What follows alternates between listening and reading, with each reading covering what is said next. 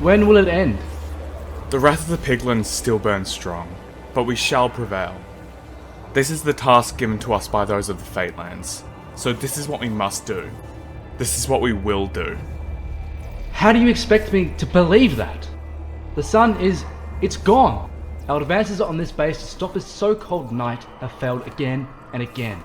The cover of such darkness, something they are used to, gives them strength. They've gone after the villagers and they'll come after us next. There is no denying the power they have. But perhaps you are looking at this the wrong way. What do you mean? It is true that this darkened sky, night, is a power our foes have used against us, and with great efficiency. However, we may be able to harness this power for ourselves as well. Our losses, even before this conflict, may have meant a lot more than you think. Myself, as well as others in town, have recently met with those of farther out settlements, and we've made a great discovery. Come, I'll show you what power we have found.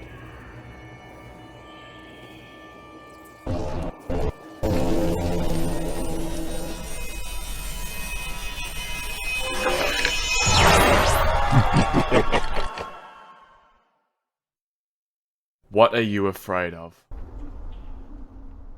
Have you ever feared the groans and clattering of the night?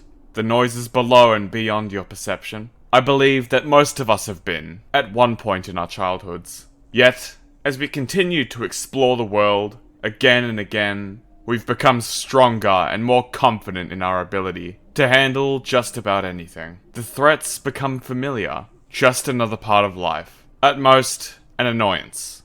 The most common terrors, the undead, become mundane and little thought is now given to them. After all, what's to say about the basic shambling zombies, or the skeletons, after you've come to know what to expect from them? But these aren't just any sort of animal, or any kind of creature. They are not alive in any natural sense. They are beyond life. Death made animate. Most disturbingly, they look like us. Or rather, because they are us. Once beings such as you or me. Now walking once more, despite how it very well should be. What is dead should stay as such. Yet, they are everywhere. The most prevalent threat the night has to offer. They are many, yet we are not. Nowhere near as much as they are. In fact, we are not even quite so numerous as the villagers or illagers, the only living beings of sentience, which also inhabit the world. This brings to light a terrible question, which most of us don't often consider. What happened to humanity? What happened to these so-called ancient builders? Though we are still capable, our numbers are low compared to others, and we are left often scattered from each other. Rarely, if ever, do we have our own towns and settlements solely of our own. We can't even remember what type of people we were when we were many and immense. We are often referred to as heroes, but what does that mean? What is our history and place in the world? Why is this our role? As we begin to look further, we will uncover this mystery. The story of humanity laid bare. A story of heroism, new frontiers, but ultimately, our own undoing. Disclaimer. This is the third part of a series, so if you want the full experience, we recommend watching at least the Broken God theory and the Ancient Illager theory, in that order. Links to these videos will be put in the description. If you enjoy the video, consider subscribing.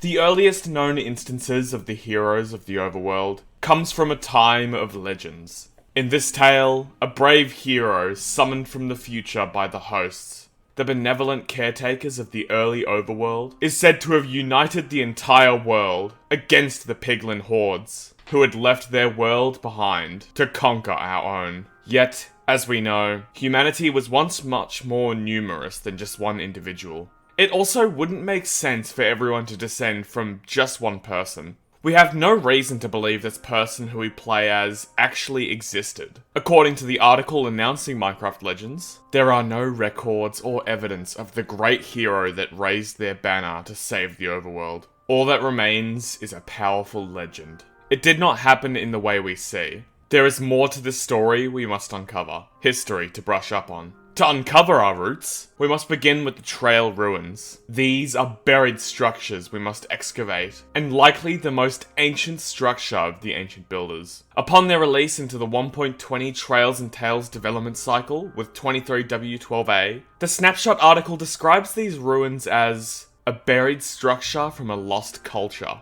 A lost culture is particularly interesting to note, as it directly implies that whoever built this structure is of a culture that no longer exists. Perhaps that could be seen with any culture with the passage of time. But this is interesting to see stated in Minecraft specifically, as throughout time, the key parts of many cultures in the overworld have remained. For example, the villagers of today have remained peaceful since their early days in Legends, valuing community, harmony, and peace. The Illagers descend from a warrior people, branching off from the villagers, and have remained with this fighter mentality ever since, valuing power, viciousness, and might.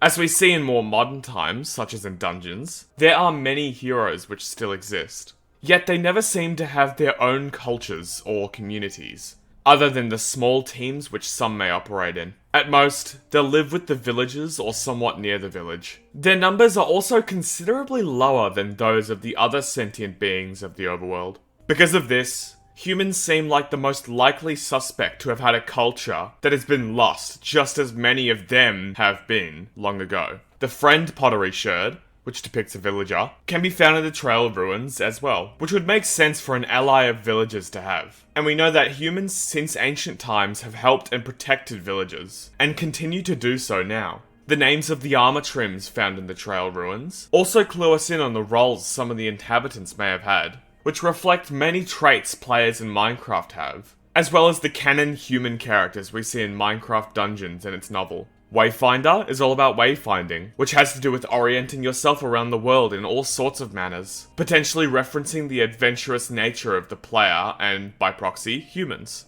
Wayfinding and adventuring seems prevalent in this culture, as there are many materials that make up the Trail Ruins found in other biomes, where they generate with a cartography table able to be found in one of the buildings as well. The Trail Ruins are also settlements built upon a literal trail or road, which further emphasizes their adventurous nature, moving throughout the world. Razor is about raising, which is to say cultivating crops and making farms of various types, like players often do in their worlds, in more ways than one. Crops such as wheat seeds, and beetroot seeds can be found throughout the Trail Ruins, as well as a pottery sherd called Sheaf, which depicts a bundle of wheat. In addition to this, wooden hoes can also be found buried in the suspicious gravel, alongside composters which can be found placed within these structures. Razor could also refer to raising animals, something Minecraft players are also keen to do, which explains the leads found throughout, and the stable structures occasionally attached to the halls. Shaper is all about creating and building, which players are encouraged to do, perhaps more than anything in Minecraft. Trail Ruins are built beautifully, with all kinds of brightly coloured blocks of terracotta and numerous blocks of glazed terracotta in most of the buildings. Stone cutters and looms are also present within, showcasing their methods of creativity and craftsmanship. Host sticks out among other armor trims. The name doesn't directly mean anything that seems to have much to do with the other traits indicated by other armor trims, yet the Host armor trim, by its name, draws on a distinct connection to the hosts of knowledge, action, and foresight, the caretakers of the overworld in its earlier days, who were said to have bestowed the hero with gifts to combat the piglins. Alongside this connection to legends, another exists here in the form of the Relic music disc, which shares a recurring melody with the theme of Minecraft Legends, and, more specifically, the Well of Fate.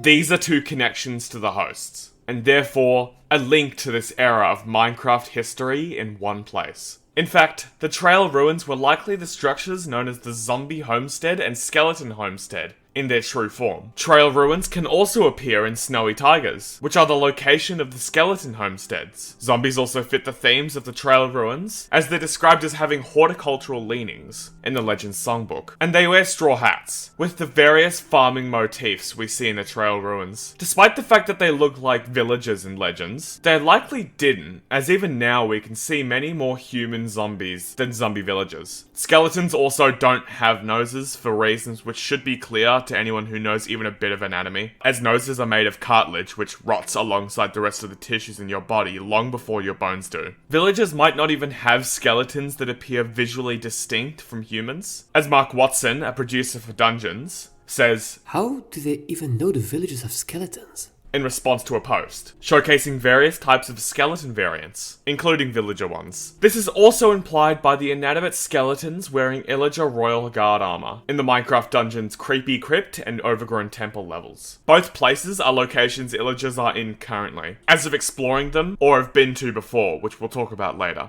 Meaning that these skeletons are actually the remains of Illagers themselves. These details exist in Legends because this is a villager-centric story, told and passed on by villagers. A fairy tale with grains of truth to uncover. Yet, the Trail Ruins likely did not even have undead in them at first. Before dark magic had permanently corrupted the sky, there were two suns. Always day and never night. Sunset was the closest thing to such a concept, but it was immediately followed by a sunrise. That fact would hinder their ability to do anything at all, with the sun's power burning them. The undead are also given power from night. Without night, how could they come to be? It could only be now, at the Battle for Daylight, where we'd see the undead rise to attack the piglins, during the first and longest night of the Overworld. This would also explain how the undead in Legends have such little presence before this event, appearing not just at the Battle for Daylight, but all about the world after this as well. But how could it ever be that undead would work with the living? Well, it is not impossible. As revealed in Minecraft Dungeons, long ago, there existed a vast and ancient civilization, now forgotten. According to the story description, the enchanters of this ancient nameless kingdom once practiced necromancy, the magic that summons the dead. This power over death is what humanity began to harness with the introduction of night. Yet, they most likely weren't undead themselves then, as they are now, like what some people have actually assumed. Controlling the dead isn't a matter of being one. You simply just need a way to do it.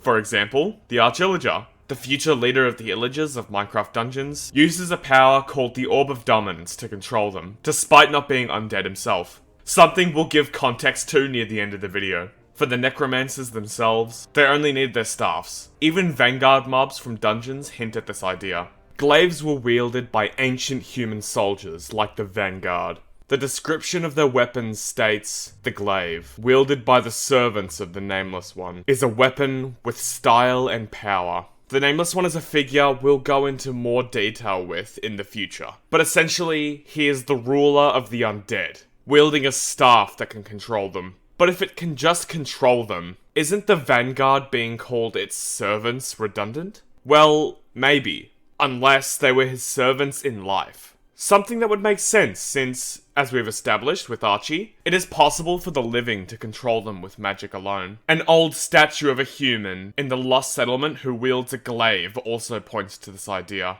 This was likely a servant of the ruler of this ancient civilization. And them being depicted as alive certainly gives credence to the idea of the living controlling and dwelling amongst the dead. In Chapter 14 of Minecraft Dungeons, The Rise of the Arch-Illager, Archie first encounters a necromancer while trying to save a group of villagers, with the novel saying, "It spun about and waved its staff," ordering some of the undead to break off and face the incoming threat. This move can be seen as having potential parallels to the lure ability you have with the Banner of Courage in Minecraft Legends, as you can wave it to rally your troops to stop what they're doing and follow you for their next orders. The Banner of Courage could also be argued to be a simplification of the Necromancer's staff as time has passed. After all, it's a pole with a blue banner attached to the top, while a Necromancer's staff is a pole with a blue orb atop it that is used in a similar way. It could also be possible that the Banner of Courage, at least initially,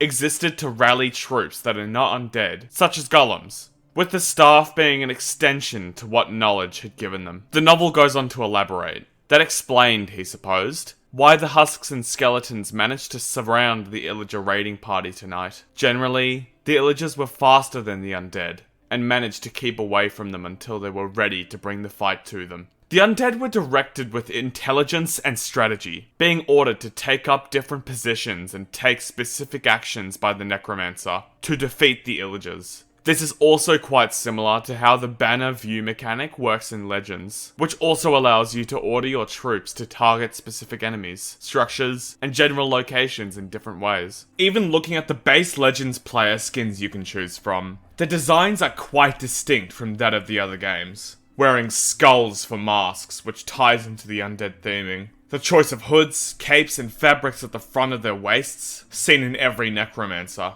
And even the names of some of these skins, such as Warrior, Champion, Ranger, but especially Magus. This title refers to a magician or sorcerer, and specifically a member of the Zoroastrian priesthood in ancient Persia, which aligns well with the description of the necromancer robes, in the novel being referred to as priestly. All things that could tie into this ancient kingdom. The power and influence we have in Legends is an inaccurate reflection of once was. That of the first necromancers, and of a rising nameless kingdom, beginning to form as these cultures united. This was the true nature and scale at which the hero of Minecraft Legends operated. Not as one mythic being, but as many, working together to innovate and fight off this otherworldly threat. This was the beginning of humanity's story. The origin of the ancient builders.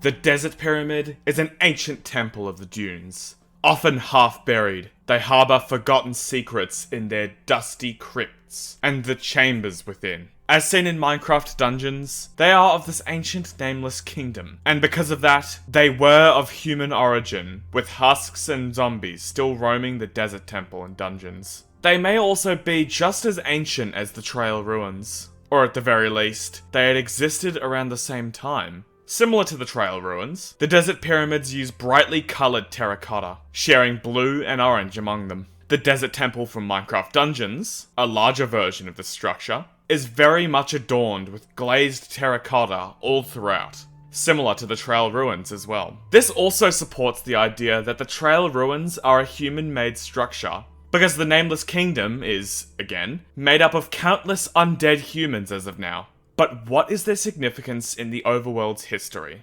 Well, it seems the chapter of Minecraft Legends has not fully closed here still. There is one homestead in Minecraft Legends which seems somewhat out of place compared to the others, in terms of mobs which dwell within. The Creeper Homestead. This collection of hollowed outcrops is located in the Badlands biome of Legends, which appear more sandy like that of deserts, rather than the Badlands of vanilla, with their terracotta mesas. Ancient humans likely could never utilize creepers as a force directly upon piglins. They can't be controlled nor compelled in the same way as the undead. The Danger Pottery Shard in the Trail Ruins also certainly shows their attitude on handling them as well. However, creepers could be used in other ways. Rather than trying to set creepers upon their enemies, a risky and dangerous notion, they could have instead harnessed their gunpowder to create more controllable explosive weapons. And this may be what we see happening with the Desert Pyramids, digging up the suspicious sand within.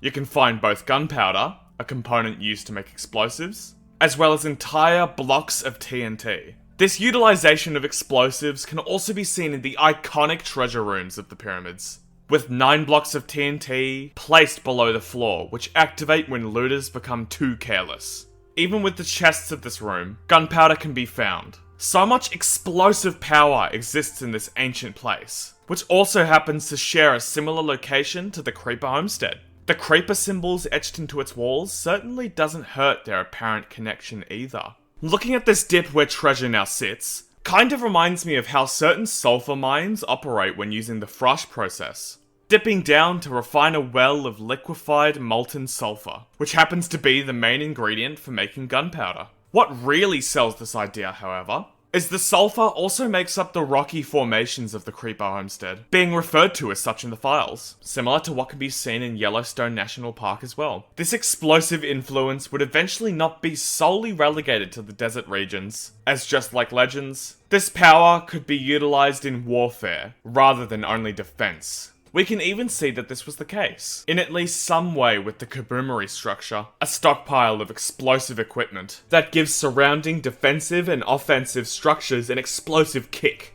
such as with the redstone launcher, which has its block of stone replaced with TNT because of it. Alongside the trail ruins and other structures of legends, these lone crypts remain, as just a trace of past, remnants of an era forgotten, in everything other than myth. But rest assured, the Desert Pyramid's history would not stop here.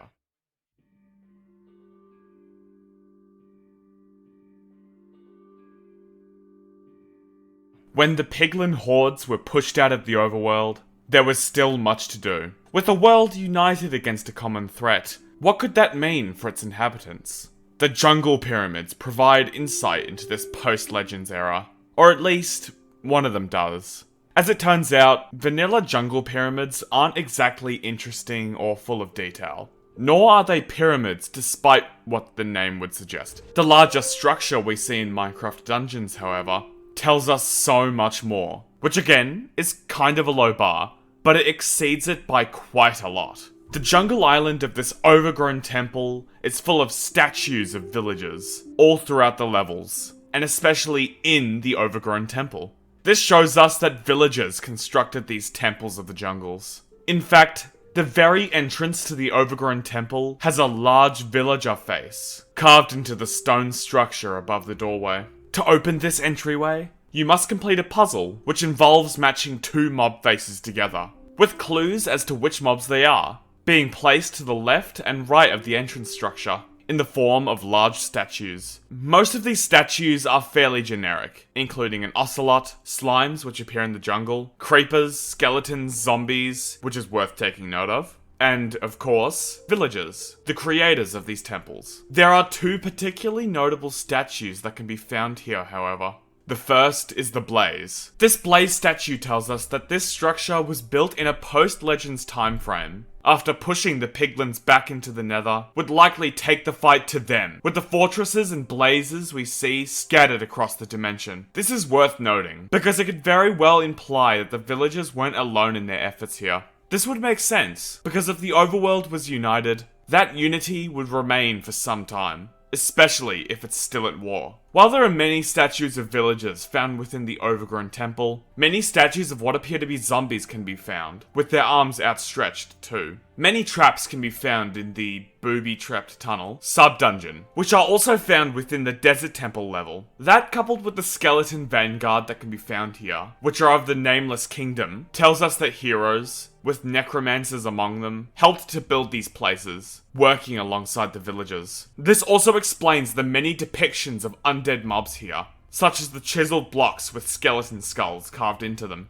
alongside the larger murals found in the flooded temple location, which glow blue with death magic, the power of souls which necromancers utilize. The Spider Nest sub-dungeon might also clue us into their presence and history within the jungles. This is a place for spiders, with statues and murals of them carved throughout this section of the overgrown temple. Likely, it may have acted as a farm, but why would they need this many spiders? Well, ancient humans often rode on spiders, as we can see spider jockeys in Minecraft. In fact, spiders were apparently once meant to be mounts in Minecraft Legends, as per details in its files, before it would be a unit mob you could use in battle. Though, spiders were ultimately scrapped. The player can even be seen riding one in concept art, as well as skeleton jockeys being seen in a different art piece. This idea also has parallels with the fact that the brilliant beetle mount, another arthropod that replaced the spider's place as mounts, is found in the jungle, which is the same type of location the spider nest is found. So perhaps it was spiders that heroes rode on during those times, rather than beetles. This jungle has even more quirks than just clues into the past of spiders and their utilization information in transportation and war. The newer treetop tangle level provides us with additional details in an area located deeper into the jungle. Its structures are now carried up high by the massive trees, a product of the Orb of Dominance's corruption, as it is shattered with the multiple shards spread throughout the overworld, at the end of the main story of Minecraft Dungeons. Within these risen ruins, you can find some more of the same from what we've seen in the Overgrown Temple, but we can also find a special type of pillar which spawns waves of mobs around it when an intruder steps within its glowing perimeter.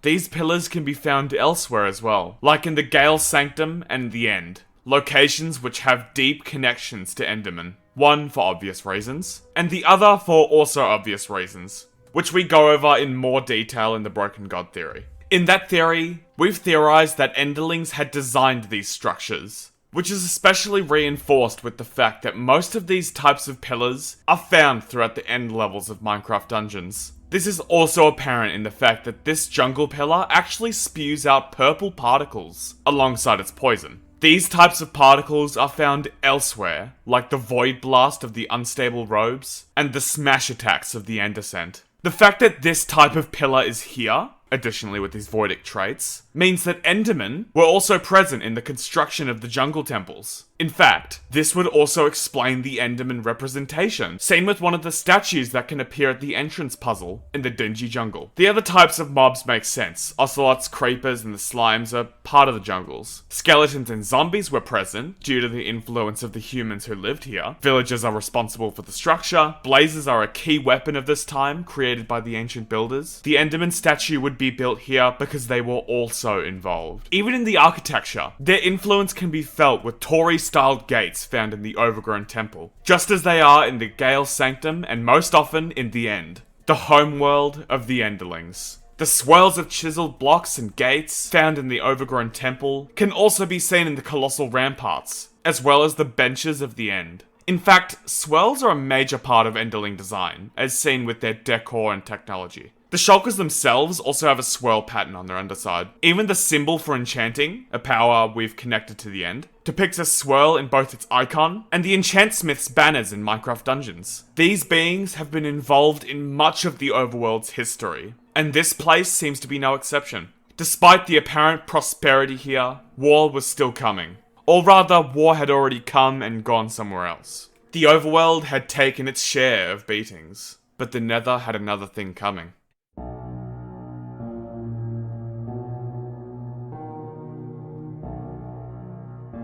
It's doubtful that pushing the piglins back into the Nether would be enough to end the war truly. When their leader, the Great Hog, was defeated, his portal axe fell apart and the Nether portal within pulled piglins into its center.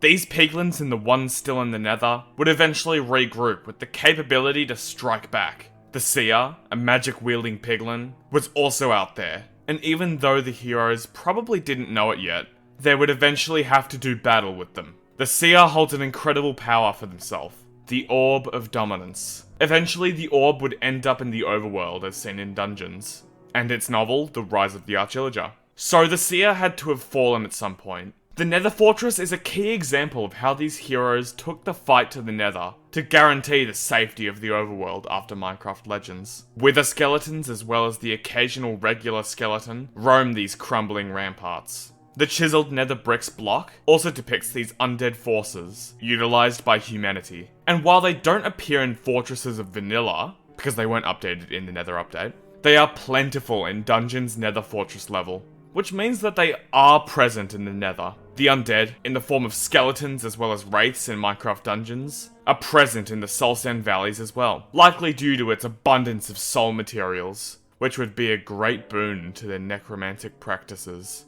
Because of their findings here, they would be able to create the ultimate weapon, the Wither, a creature of souls and death, destroying all on its path except the other undead mobs which they commanded. Even out of the hands of the necromancers, it could still be built easily, with time left over for the living to flee, as the creature charges up and unleashes its fury. We know this to be true as the structures surrounding the Desert Temple in Dungeons, a location where Magic Over Dead took place, including its own entrance, depicts withers carved into red sandstone. The power of the withers likely secured many victories for them. made evident by the ruined states of the piglin structures in the nether, such as the bastion remnants. Their fear of soul lights are likely superstitions originating from this terrible power, but alongside the withers, they had created the blazes and wildfires as golems, made to defend their structures. As stated in the last lore video, blaze rods had actually existed before blazes did, as the primary ranged weapon of the piglins. Eventually, however, piglins would opt for crossbows, as we see with the cog crossbow, and the standard crossbows they mainly use these days. The pride of the piglins crossbow, a unique variant of the already ancient cog crossbow, could have even been the transition point between the use of blaze rods and arrows, having an almost fiery orange flight groove in its center. The description of vintage and vicious, as well as the use of the word ancient in the variant's description. The cog crossbow supports its old age, and, therefore, perhaps the time frame in which it was built. Because humans likely had plenty of blaze rods from the piglins' invasion on the overworld, they had been able to salvage these materials to create blazes using this stolen technology. Other pieces of stolen technology can be seen in Dungeon's Nether Fortress, with gates, signs, bridges, and more being seen with the piglin snout symbols carved into the various blocks. They likely didn't work with the piglins as they are ancient enemies, and would have been enemies at this point too. So this technology had to have been stolen, just like the blaze rods were. Many nether fortress-like structures can be found in the nether wastes level, which has tons of ancient piglin technology littered about. The fortress-type structures are left scattered among them, also seeming to have sustained heavy damage. In Minecraft Legends, a common and encouraged tactic is to storm the piglins' bases, building your own structures within theirs, pushing inwards to claim victory with a special improvement existing to allow this. This same tactic could have been used on the piglins within the nether, as seen with the trails of destruction in the wastes, presenting to us in a mishmash of buildings from different sides. This, alongside the fact that you get materials used to make upgrades from destroying piglin structures, creates some interesting parallels between what we play in Legends and what we might be seeing in Dungeons. Of course, this utilization of stolen technology would not stop with the nether, nor would it stop with fire. These ancient builders were crafty, and could make so many things. So, turning our sights back to the overworld for a moment, we'll see just how these heroes innovated, and how battle would be a breeze for them.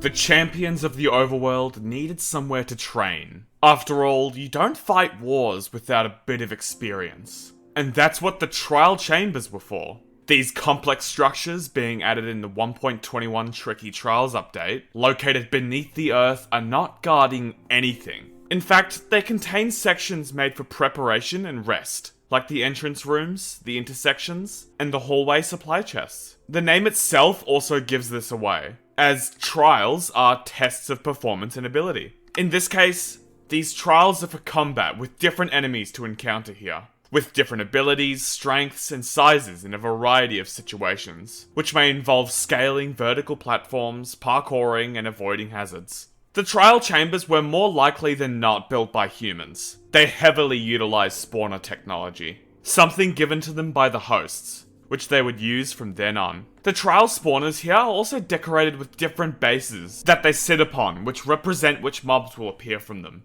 in a way that's very similar to how the heroes of Minecraft Legends construct them, which could tell us that this took place not too long after the events of Legends. The immense undead presence here also gives the human influence away. In Minecraft Legends, the hosts claimed that the so-called Flames of Creation within the spawners were able to call upon allies, rather than only creating creatures, which the name suggests is a possibility. The function of the First of Diorite confirms this, as the description for it on the map states that it once carried the inhabitants of the overworld across great distances. The technology utilizing these flames within vanilla work in the same way, as teleportation sounds can be heard, as mobs are spawned from the trial spawners. This would mean that this myth might be closer to reality than many first realized. The flames don't only teleport mobs, they can do the same with items, as the trial spawners store and eject rewards upon completing the combat challenge. Interestingly, Alley chests appear with a similar top texture within the songbook and the alley storage improvements as the top texture of the trial spawners, which could mean that they had actually been using the Flames of Creation for this purpose. Perhaps being what alley chests truly were in Legends, as they also have a keyhole built in. The description in their songbook says, "Not much is known about where allays keep what they gather for you," which is certainly reminiscent of vaults in their contents. It might have been vaults which were used, rather than alley chests. The Breeze is also a primary example of why the trial chambers were built by the ancient builders, as blazes, their obvious counterparts, are a product of humanity, built and placed in structures in the Nether, just as the Breeze would be in the Overworld. Yet there is more to the story. There are also clues that Illagers, or more likely in this era, warrior villagers, trained here as well. The main clue that hints to this is the compatibility the trial chambers have with Bad Omen. Ominous bottles can be found from Illager raid captains of today, but also the vaults of the trial chambers, which suggests a past connection. It is likely that early Illager predecessors, the warriors, were involved in the construction of the trial chambers, working together. Human heroes, such as in Legends, are said to have inspired the villagers, which would lead them to taking up the mantle of warrior. Warriors also appear in the final battle against the Great Hog, without any intervention of the hero, which likely further cemented these groups as allies. Early Illagers working with them, at least initially, would have made sense due to the impact heroes had on them. The design of the Breeze also confirms this collaboration, with their two furrowed eyebrows mirroring the Illagers. The design of the ominous vaults and ominous trial keys also depict withers, with one head facing towards us and two facing the sides, which means that the trial chambers were likely built post-Legends, when the heroes took the fight to the Nether, and brought about wither skeletons and withers. This can also potentially be inferred from the utilization of soul power seen by the soul flames of ominous trial spawners, the even more ghostly sounds they emit, and the additional abilities these ominous spawners have. This also aligns with the ancient Illager theory, where spending time underground had given Illagers their pale grey complexion. While they didn't live here, and there would be no need to spend that much time in the depths to gain a significant paleness, it would mean that they had already been at least somewhat accustomed to spending time underground, making more permanent subterranean living for them, as well as the other ideas in the theory even more plausible. While many have theorized that the trial chambers have some sort of connection to the Gale Sanctum and the ancient structures that sit upon its land, they may have not been directly related. Trial chambers were occupied by humans and warriors, but no clues or definitive evidence exists of them dwelling in the Gale Sanctum. Humans simply have no information or reference to take from in the Sanctum, as no statues nor vanguard exist in this location. In fact, what hurts this idea most is that Illagers are said to have only just arrived by the time of the Howling Peaks DLC, which we go over in the Broken God theory. Statements from the story descriptions, such as in the Colossal Ramparts, which say, "These impressive defenses, abandoned long ago, have now been claimed by Illagers, who seek to control the entire mountain range. Drive the Illagers from their newfound fortifications while you still can," heavily implying that these structures are not theirs. It's unknown if the Gale Sanctum had even existed yet either, as it depicts the Heart of Ender. The Orb of Dominance, the form they take outside the End, would have been in the Nether in the hands of the Seer by the time of the Trial Chamber's creation. There's also the odd exclusion of any details of human presence, which would have otherwise been present in other locations at this time, meaning they likely would have been built post a united overworld. The Gale Sanctum would have been using a power that has already been harnessed. The wind symbols of the Trial Chambers are also considerably different to the extremely consistent ones of the Gale Sanctum, which often use vertical and or parallel swirls, trailing off from a line of wind. A main point that many bring up, however, is the existence of the Wind Caller. But as stated, Illagers would have just been arriving to the Gale Sanctum, so even at this point still doesn't fully add up. However, Wind Callers actually have their place elsewhere. Early Wind Callers might have emerged from the Trial Chambers instead. Their orange and teal colorations match the copper and oxidized copper look of the Trial Chambers, much more than the blue, green, and gold look of the Gale Sanctum. The wind motif of the Wind Callers could also match up well with that of the Trial Chambers, while still adhering to the fact that Illagers were new to the structures of the Howling Peaks DLC. It also, yet again, strengthens the idea that early Illagers were involved in the Trial Chambers. Yet, the heroes and warriors were likely not alone in their efforts here. Barrels stashed around the corridors of the Trial Chambers contain materials that were most likely used in the construction of the Trial Chambers, such as tuff, temporary building blocks like bamboo planks and scaffolding, damaged axes and pickaxes, torches for temporary lighting, honeycombs for waxing the accents of the chambers, and more interestingly, ender pearls. Other than trial chambers, the stronghold, a structure made possible from collaborations with beings of the End, is the only other structure to feature ender pearls in its loot. At this point, it wouldn't make sense for the creators of the trial chambers to attack endermen so much, as they were helping them in their efforts in the jungle temples, which were also made post-Legends. They must have gotten ender pearls some other way than killing endermen, which must be possible, as we see these pearls within the chests of a structure which endermen built. Similar to specific oyster species, it may be possible for endermen to have their pearls extracted without being killed, giving their power of teleportation as a gift in the stronghold, or perhaps even the trial chambers. After all, pearls are not akin to any organ, just as is the same with mollusks. As we have explained in the last video, they are formed from secretions rather than as a part of themselves. The trial spawners also make ambient sounds, which feature the noises of skulk charges mixed quietly into there. Listen closely.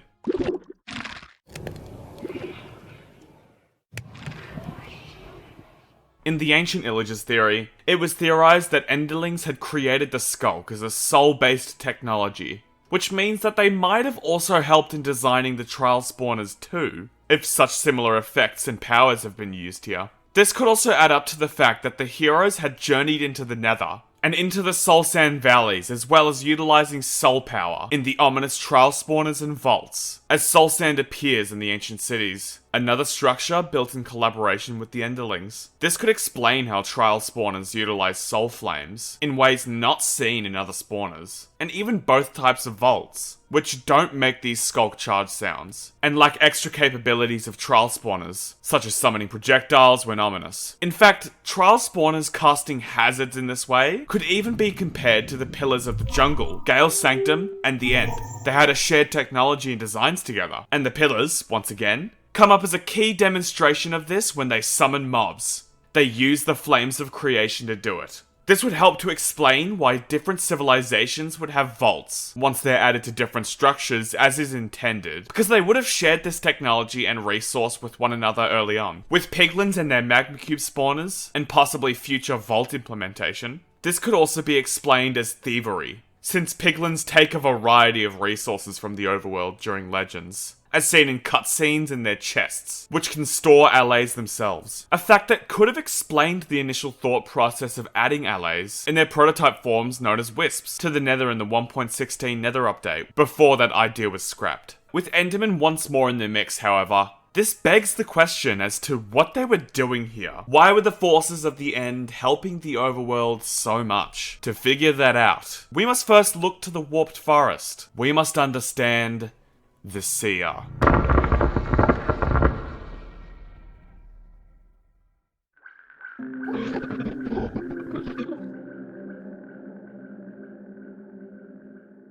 The Warped Forest is one of the strangest biomes in the Nether. Its colours seem out of place, and music does not play here at all, and intentionally so. According to sound designer Samuel Arberg, in a Nether Update dev diary, the Warped Forest is a really weird biome. Something in the forest really disrupts reality. The name itself implies this with the word warped, referring to the twisting of a shape and the distortion of a material or object. Endermen are also quite present in this biome, being the only inhabitants of the Warped Forest proper, as piglins are often too scared to journey too deep within. This aligns with the idea of reality being disrupted here, as end magic can often have corrupting effects on other materials and beings, making them more end-like. Something shown with a variety of mobs, such as the lanky whisperers, the outstretched limbs of the wretched wraith, the devourer with its unhinging mouth and snailing-like arms, and the jungle abomination. This can also be seen in other ways within the Warped Forest, as the Twisting Vines fungus is nearly identical to the purple counterpart of it, which exists in the End. However, Endermen are not the only ones who have ended up dwelling here, as opportunistic piglins have made their homes in certain parts of the forest as well, seen with the Horde of the Spore of Legends, and their remnants in the Warped Forest level in dungeons. Their territory of the Warped Forest seems to be distinct from that which Endermen take total residence of. For example, rather than having a deeper purple fog, This section of the forest has cyan fog, seen in both Legends cutscenes and Minecraft dungeons, where you explore through an area where piglins and their old ruins inhabit, similar to what is seen in Legends. Endermen are also less common in this part of the forest, described in the story description as lurking within the shadows. This parallels the lack of Endermen in the Warped Forest of Legends. Besides the ones seen in the opening cinematic, the Eyes of Ender may have been used by beings of the End to disrupt reality in this part of the Nether, warping what was likely a crimson forest to become teal and green just as they are. This colour similarity is especially prevalent with the warped Nylam's greens and cyans. This also lines up with the eyes having magical power, just like the Orb of Dominance. As seen in dungeons, both are different fragments of Ender, an idea further elaborated on in the Broken God theory. The Orb, of course, likely also took part in the distortion of the Warped Forest, since purple fungi of various types can be seen throughout this biome, in both dungeons and Legends cutscenes.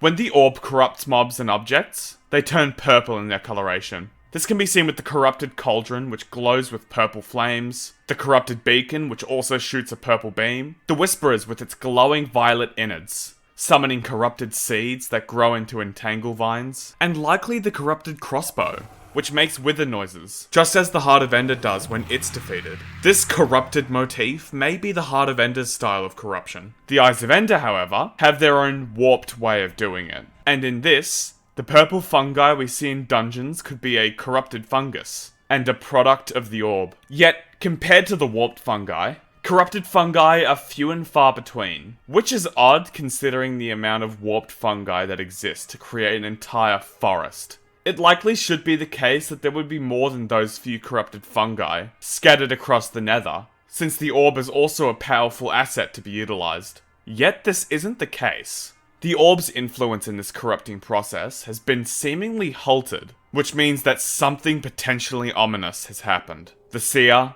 as told in legend, was a piglin that wielded magic. Though smaller in stature than the Great Hog and his generals, they command respect from even the most prideful of the piglins.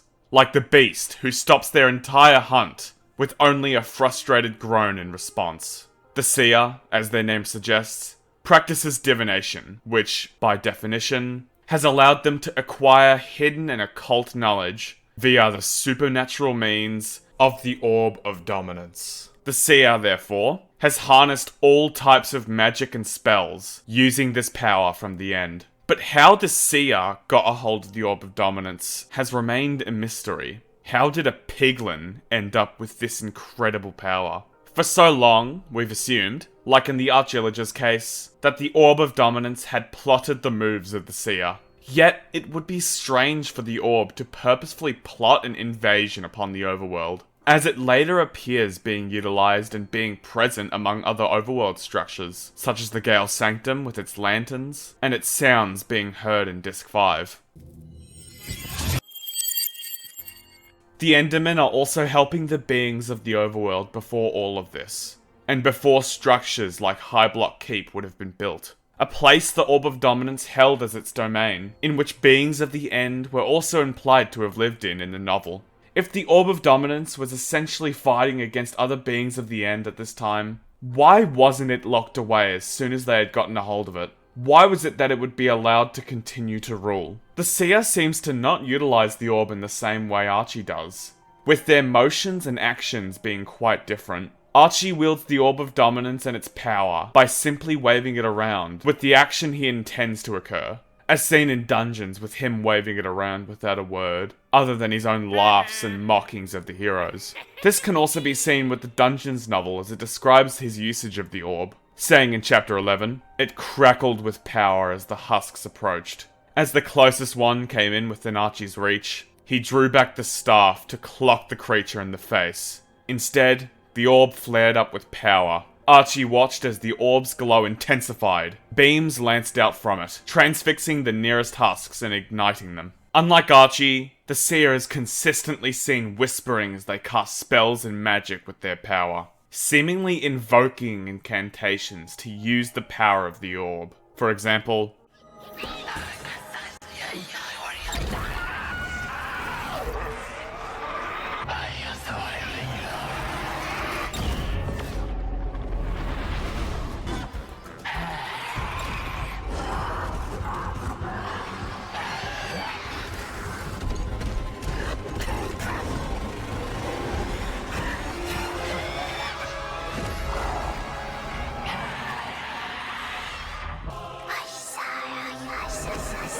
none of that should be necessary, however, as the orb could simply do so without the need of that. In fact, it seems from that previous quote that the orb has at least partial input into what magic it casts, as Archie attempts one action, yet a greater one occurs to help him in battle. The seer also uses particular movements to cast more intricate spells, such as with enchanting the Great Hog's spear, in motions similar to other magic wielders when casting their own spells, like the Isolager or Windcaller. This, again, shouldn't be necessary, as the Orb of Dominance could easily do all of this, without these more complicated procedures of incantations in the mix. As we see with Archie in his boss fight, where he only has to raise his staff to enchant his allies.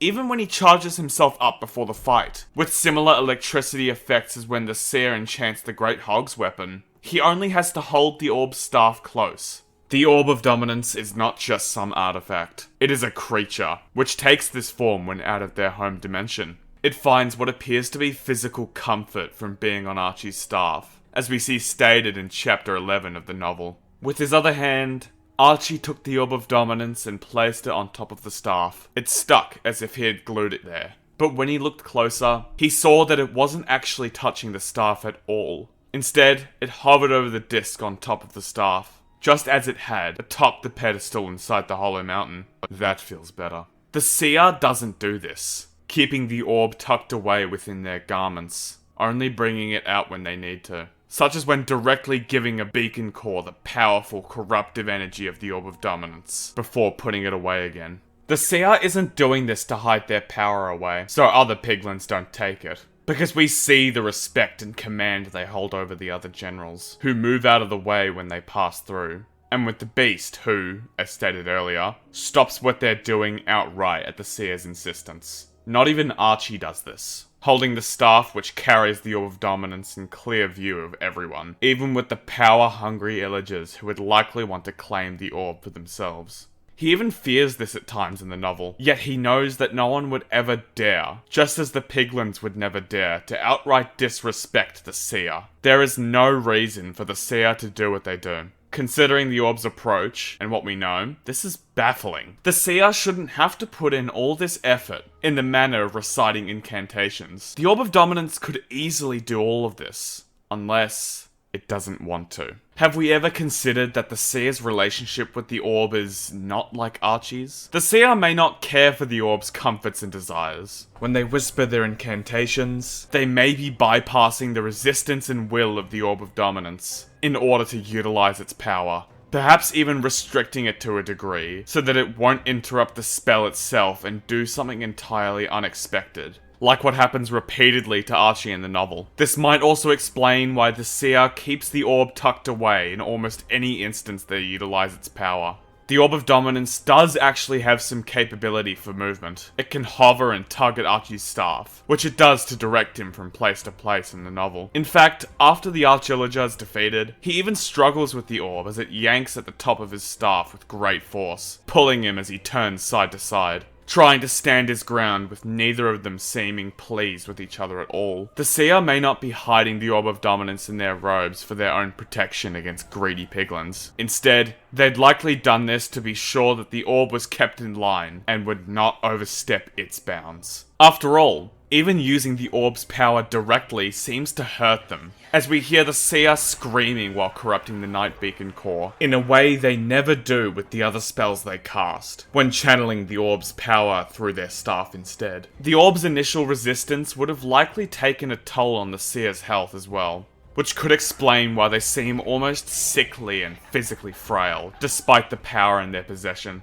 In a way, the Orb of Dominance was once in the Archillager's position, potentially contextualizing its line in chapter 27, saying to Archie, once you're on a ride that can't be stopped, it's best to figure out a way to enjoy it. The Orb of Dominance might, in fact, have a perspective on this matter. The Seer had stolen the Orb of Dominance, which explains the lack of corrupted fungi in the Warped Forest than there likely would have been otherwise. They also seem to originally hail from the Horde of the Spore, as they possess the same pale skin as the other piglins of this group, and are adorned with fungi, including warped roots, wearing garments that seem to be reminiscent of sprout armor from Minecraft Dungeons, which is made of the materials of the Warped Forest as well. Being of a power-hungry society would have given them the motive. Being from the Warped Forest would have given them the opportunity. To encounter the Orb of Dominance and take it from the Enderlings would have certainly been possible. They would have been in the right place to do it. This also further explains why Endermen had worked with the beings of the Overworld and against the Piglins, including the Seer, who held the Orb of Dominance. They needed to get the Heart of Ender out of the hands of the Piglins, who had amassed a great force to be reckoned with because of it. With the Orb as a hostage rather than the instigator of this conflict, it would explain why beings of the Overworld and End would continue to work with it at all, to build structures like the Gale Sanctum and High Block Keep, rather than immediately locking it away before these events could transpire. Under this context, the post-Legends era was not only a war brought into the Nether itself to fight the invaders at their source, but it was a rescue mission to save the Heart of Ender. An effort that would end up changing the course of history for entire worlds. All because one piglin decided to steal the very heart of a god.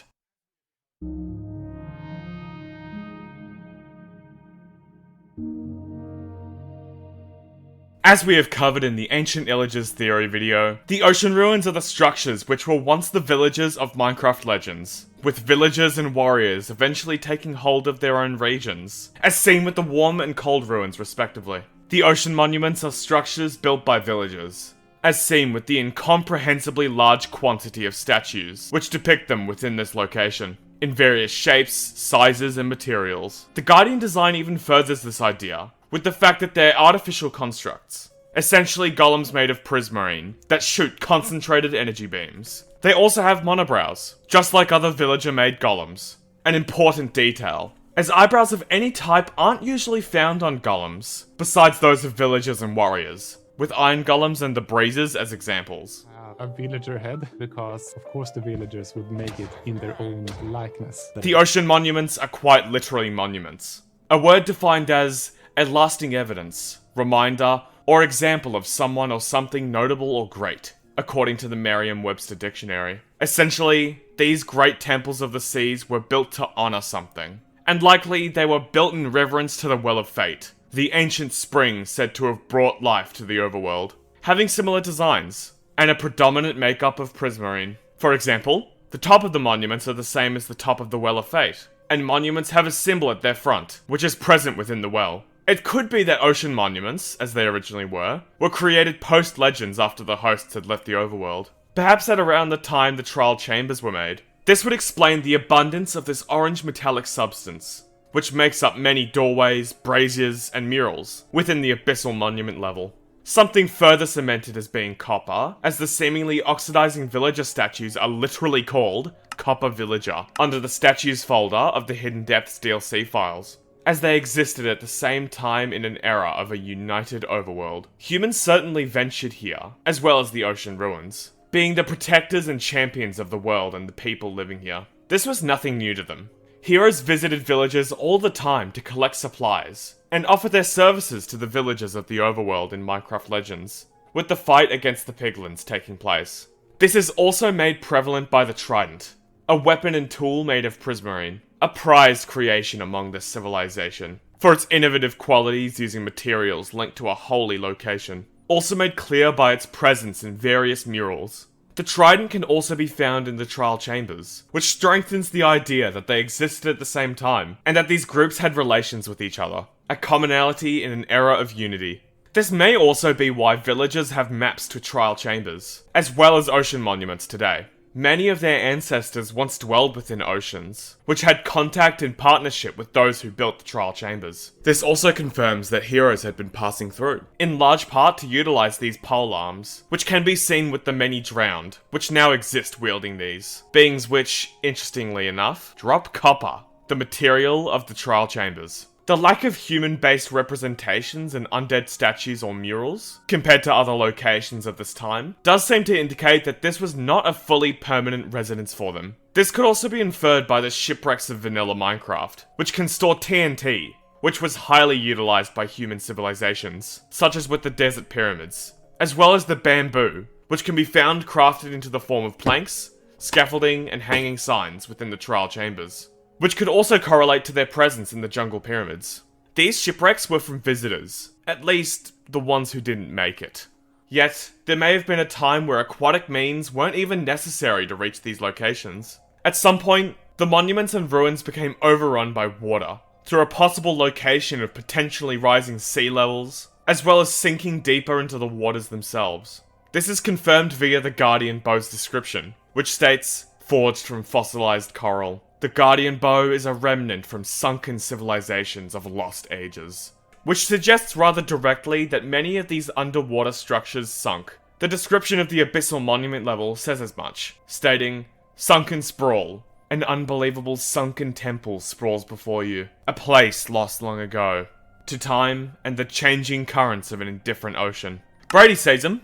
A process which causes the uplift, as well as, mainly in this case, the descent of the Earth's surface, is likely the cause of the sinking of these civilizations. Volcanic and hydrothermal activity can eject magma, which leaves hollow sections of the Earth called calderas, which are unstable and can quickly collapse, with the loss of structural integrity for both the caldera and the rock above, creating what is essentially a massive sinkhole. Spire in Italy is an excellent example of this phenomenon, as a notable amount of this ancient Roman town is now sunken beneath the coast due to Brady seismic activity. Just as in real life, most of the volcanic activity on the surface of the overworld exists underwater, as seen with the many magma blocks which can be found in the oceans. This is especially the case with the volcanic wonderland that is the Radiant Ravine level in Minecraft Dungeons. An environment with an immense amount of volcanic and hydrothermal activity in the deep sea, not even too far from the ocean ruins and the abyssal monument of this region, with certain structures seemingly fallen into the depths, like this nether portal room.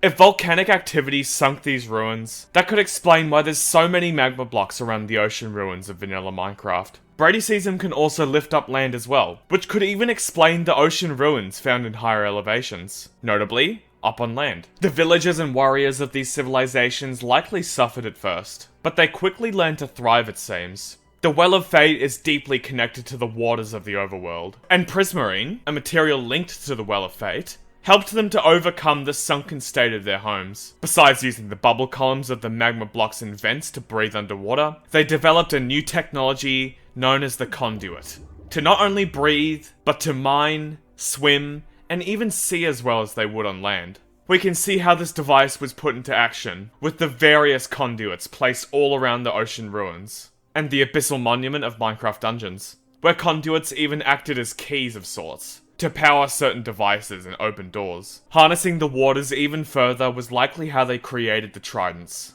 which function as both excellent weapons and tools in aquatic conditions, able to be enchanted with a variety of effects, for better combat and traversal. Even warriors seemed to use conduits, as their cold ocean villages were sunken as well, and they possessed maps which led to hidden stashes of their cores, the hearts of the sea, and other treasures just as the villagers of the warm ocean ruins and the humans, who sailed the seas for trade with the villagers in the shallows and the depths. Eventually, prismarine would also be used to create guardians, underwater golems specifically designed to maneuver through their underwater utopia in order to fight off potential threats. Perhaps even doubling as storage, with their unusual drops of raw cod, sponges, and especially smithing templates in the case of the Elder Guardians. These underwater civilizations had thrived with this ancient power, despite this new landscape. But soon, trouble would stir up.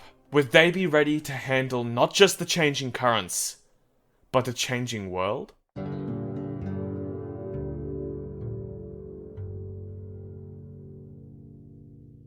The Lost Settlement. a location of Minecraft Dungeons' Creeping Winter DLC, is a very unique place. Distinct in appearance and practically everything else about it. The description of the level explains, long ago, a group of miners built a settlement on the shores of a great lake to harness the powerful energies hidden under the surface. But as time passed, the settlement was forgotten, and now the creeping winter has locked it away in ice. Such power can be seen glowing below us all throughout the level. These miners of old were likely humans, as seen with multiple statues depicting them present in this area, as well as the presence of wraiths who wander the ruins. Beings who primarily dwell in territories of the Nameless Kingdom, such as the Desert Temple and in the Soul Sand Valley. Spawners, a technology used primarily by ancient heroes, can also be found in the Light Cave's secret area, located in the Lost Settlement,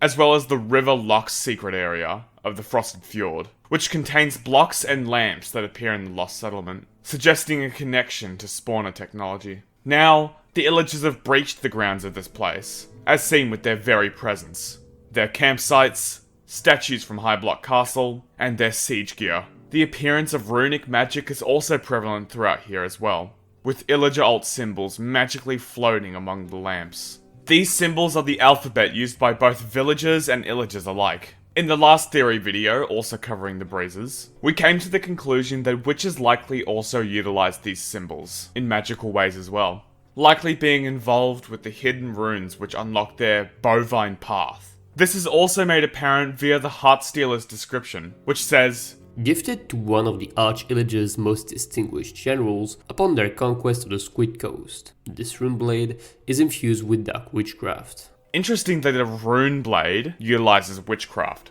Witches are also found in certain parts of this level, and only this level in the entire Creeping Winter DLC, with various houses which are framed like witch huts from the Soggy Swamp level, found throughout the Lost Settlement, suggesting involvement on their part in this place's development. This rune magic that they can harness is also seen with the relic at the end of the level, otherwise known as the rune beacon in the files, which does exactly what it sounds, firing a beacon using power harnessed from the Great Lake below, as well as runic spells, as seen with the clock that counts to its activation above. Witches working with heroes is not unthought of. In Minecraft Legends, this exact thing happens with the witches, even appearing at the Battle of the Well of Fate, just as the warriors do too.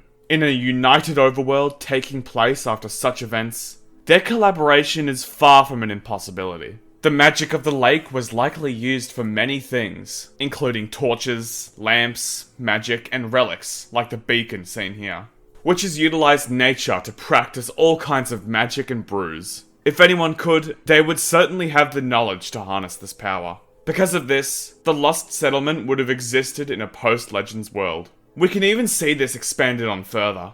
The miners of the Lost Settlement would have likely shared this technology and magic. An idea made evident, as we can see an old dark conduit stand, deep in the Radiant Ravine. When activated by placing a conduit into it, it creates glowing outlines and new light from the conduit, in the same color as the glowing magic found in the Lost Settlement. The conduit even has glowing runes floating around it, similar to the various lamps around here. But once more, like other civilizations of this time, they were not alone. By their side, Endermen were likely assisting them. Similarities between this place and other traits of End influence can be found, like the Orb of Dominance or the End Crystals, which sit atop the End Spikes. The top lamp of the rune beacon hovers above its pedestal while spinning. Among the ruins, many blocks with swirls like that of the End Benches, and other structures which Endlings took part in, can be found throughout. Even in places like the Shrine Sub-Dungeon, which has a door with these markings, in a place that seemed sacred to these old heroes.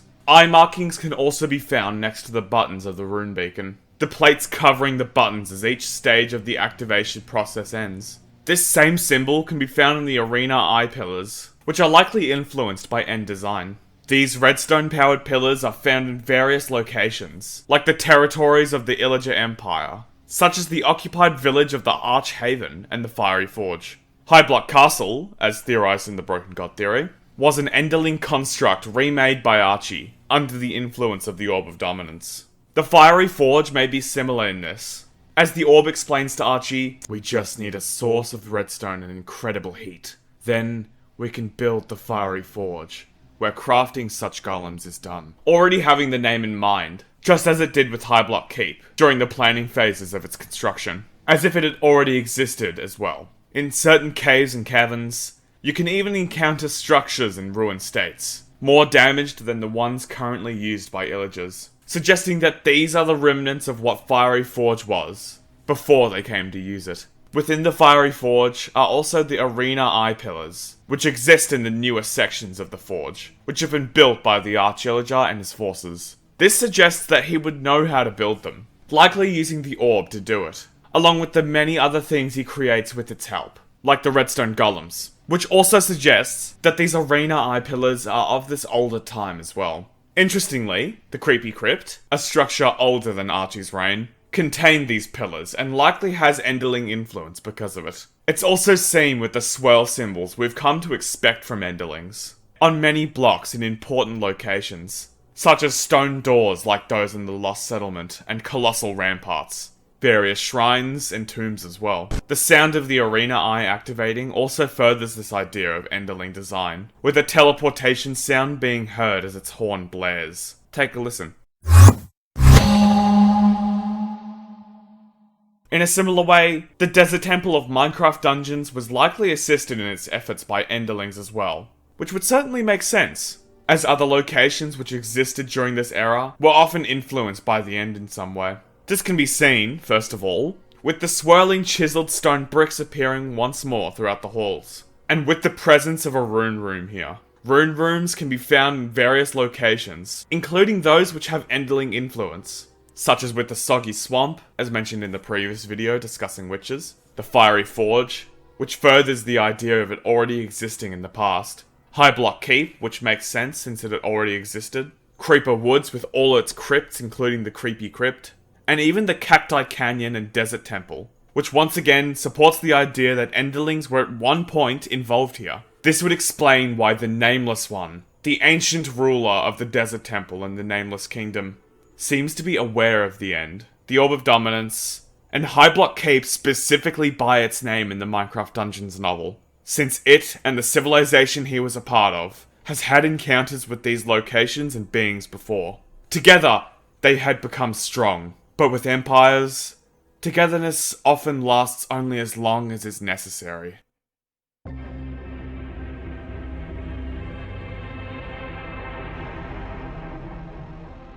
With piglins in the Nether defeated, and the Orb of Dominance taken back, there was peace in the Overworld. Beautiful structures such as the Gale Sanctum were created, with intricate designs and technology. The place was adorned with lamps depicting the Heart of Ender, with their 3 eyes and jaw their head sits upon. The Orb of Dominance was finally in the Overworld, and in the hands of the Enderlings once more. This victory, shared between the End and the Overworld, had tightened the bonds between the forces of these worlds. The Enderlings had already gained a foothold here in their previous endeavours, so they might as well have kept at it. Now allied, End portals were being placed throughout the Overworld, in places like the Gale Sanctum, and, of course, the Stronghold. Accommodations and preparations would be made for these creatures not of the End. You can even see remnants of their presence in vanilla, with items of the Overworld found in the various chests of the End cities. Checkpoints were also set up with closable gates, made for beings who couldn't just teleport across. Structures like the monolithic gate in Minecraft Dungeons are an excellent example of this. When we happen upon it, the Illagers cannot breach it, with none being found beyond this point in the level. Defenses like these are perhaps a bit strange from a time of peace, but not necessarily unusual. Crime is still a possibility, and certain items found in the End, such as the Backstabber, might have alluded to this. Yet, as we look further, we see more and more instances of increasingly militaristic structures being created. Structures such as High Block Keep, the Fiery Forge, and the Strongholds were being built. Even the Gale Sanctum, a beautifully crafted temple, was no exception to this. Vast, fortified ramparts had been constructed surrounding the very island itself. Peace was fading away. A deathly power was rising. The threat of humanity itself was making itself clear. The heroes and necromancers had amassed a powerful empire. And as is the case for empires, peace did not seem appealing. Defeating the piglins and claiming parts of their world as their own was no longer enough. They desired to recapture their past glories. And just like Valerie says in the epilogue of Rise of the Archillager, conquerors like that never stop with a single place. You don't gather an army like that to destroy a single village and go home. They keep going and going until they grind down everything whole and good under their forces' boots. These necromancers and soldiers likely believed themselves to be more worthy of the lands than anyone else. Their power was immense, and their contributions to the world were many. Even the Nameless One, the ruler of this ancient kingdom, says to Archie in chapter 19 of the novel, "People with power like ours are fated to rule the land." Such a sentiment of supremacy among the heroes is not unheard of. Not every hero is so kind, or pure of heart, which is an obvious fact for anyone who's read the novel. For example, Carl, the hero we see fleeing from the monstrosity at the end of the Minecraft Dungeons opening cinematic, believes himself to be superior to people, like the villagers and the illagers. He doesn't care if they were in these lands before him, nor does he feel any real sympathy when he occupies their homes. In fact, he believes they should be grateful for how he guards them. It is entirely possible that the Nameless Kingdom began to believe this as well, and like all empires, they would set out to conquer and destroy. One set of civilizations they had set their sights on were those of the sunken villages and monuments. There are no major depictions of heroes here, yet the abundance of undead human mobs is staggering. The necromancers who harness the waters around them, with the help of their trident-based staffs given to them by early villagers in these regions, had turned on them. The ocean monuments and ocean ruins seen here are in an unusual state of ruin, with entire floors fallen apart, walls missing, bridges destroyed, and with rubble and chunks missing in ways that seem unnatural to any kind of normal oceanic erosion or deterioration. Especially odd, considering that there are still other parts of the abyssal monument that still look quite pristine, as if this destruction was deliberate and targeted. The undead presence in a place clearly created by villagers is no coincidence either. This almost forceful breach can also be seen in the dry dungeon's secret area. Villagers, of course, had dry sections of the monuments as well. That's why braziers, meant to be lit with flame, and bookshelves exist here, with sponges present in other monuments, intended to allow for this as well. The dry dungeon section even has prismarine doors throughout, potentially acting like seals of an almost airlock type system. Yet, they look as if little care was made when handling them. They aren't quite sealed and leak water profusely, in places where the opening seams of the mechanisms aren't even located. Not only that, but very strange visitors have made their way inside. Undead mobs that are neither drowned nor sunken. Among them are Vanguard. Their title is interestingly defined as the troops moving at the head of an army. According to the Merriam-Webster's dictionary, perhaps that is relevant here. Wraiths are also present, which is odd, as they seem far less equipped to handle the seas, considering their body shape and hovering disposition, which suggests that they are not from here. More importantly, necromancers of the desert regions can be found here, deep within this part of the abyssal monument, and only here. Placing these mobs here, rather than just drowned necromancers, is certainly an interesting choice, and it is likely not without reason. A singular horseman can be found too after the spiral staircase area, which, if anything, is just another string to our bow at this point. They had come to invade and had done so very successfully. The villagers had been overrun, likely scattered or killed. The Nameless Kingdom would now occupy the oceans and these stolen underwater territories they had invaded to this very day. Yet, not every human believed in this conquest of the world, it seems. After all, the living which remain today are not necromancers, nor do they ally themselves with the undead. Many of the ancient heroes likely defected from the Nameless Kingdom and turned against the others to fight their armies back. Weapons like the Gravebane, a special glaive, were created to fight off the undead hordes the Nameless Kingdom had led, with its description explaining, a relic from ages of darkness. This glaive radiates potent magical energy to ward off the undead. Glaives were wielded by human soldiers, such as the Vanguard. The fact that the Gravebane is meant to ward off the undead specifically supports multiple ideas. As previously mentioned, they were wielded by heroes defecting from the Nameless Kingdom. The description also implies that these Ages of Darkness were of a time when the undead were a great threat to the world.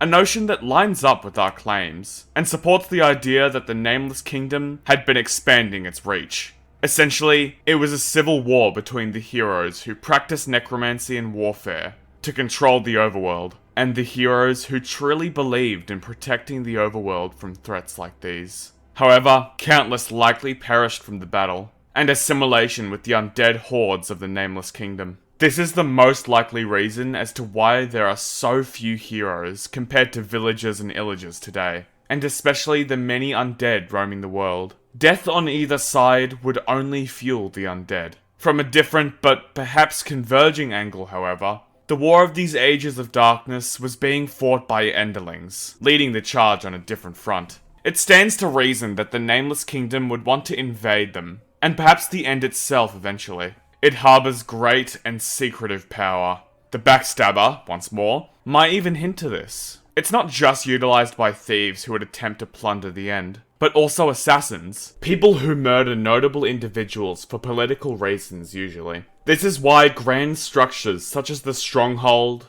Colossal Ramparts, Fiery Forge, and High Block Castle were created, as the natures of these structures imply a time of warfare. It's also why so many checkpoints and gates had been placed in the end itself. You could never be too cautious. Even any few good heroes who might have worked with them would have likely put everyone on edge. The Nameless One also knows of these structures, mainly High Block Keep by name. As it says, other than an escort to bring you home safe and sound to High Block Keep, when bargaining with the Arch-Illager in the novel. It also knows of the Orb of Dominance by name when he states, "The Orb of Dominance has the power to make my minions, all of them, immune to the ravages of sunlight," implying that they have met before. They seem to have been enemies at one point, which explains why the Stronghold, a place made by villagers and Enderlings, can be found with certain undead mobs lurking in various locations, such as necromancers and even drowned necromancers, oddly enough, which actually shows, even more, how out of place they are here. At some point unknown down the line, they would claim this location too and would run them out as well. Maybe that was why the Eyes of Ender are found removed from the end portals. Like an echoing void, invaders threatened their world, so the Enderlings had them closed and shut these known gateways off. In the shadows, however,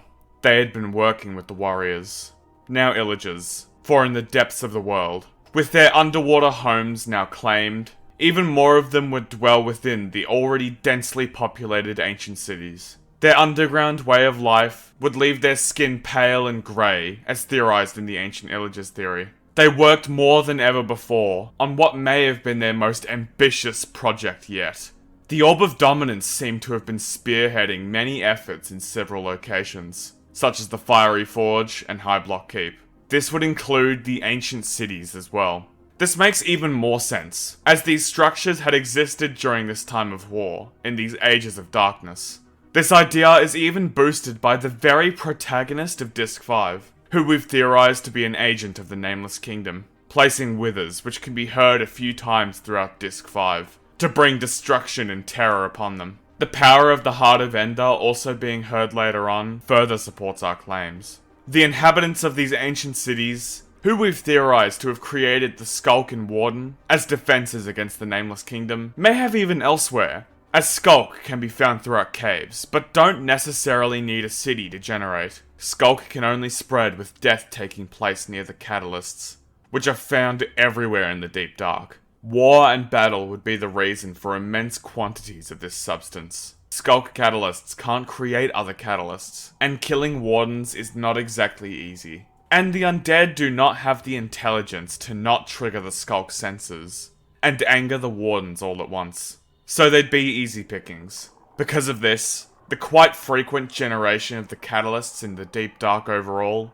would likely mean that they must have been placed there by hand. Much of this power and control over wardens would be possible with the Orb of Dominance, which we've theorized can potentially control them in a manner similar to how it can command the redstone golems. In this, the cityless caverns of the Deep Dark exist as a result of a type of warfare previously unthought of. Eventually, these battles may have been what had finally driven the inhabitants out. The damage the cities have taken, with buildings destroyed to pieces, and walls left as nothing but rubble, were likely caused by conflict with invading forces. destruction likely left behind by withers. But with the wardens and skulk left everywhere afterwards and without a way to control them, it would not be a place to be claimed by the undead. So it remains still and quiet, as a remnant of a forgotten time. But the Enderlings and Illagers weren't just here to hide. Long before the fall of these ancient cities and structures like the Stronghold,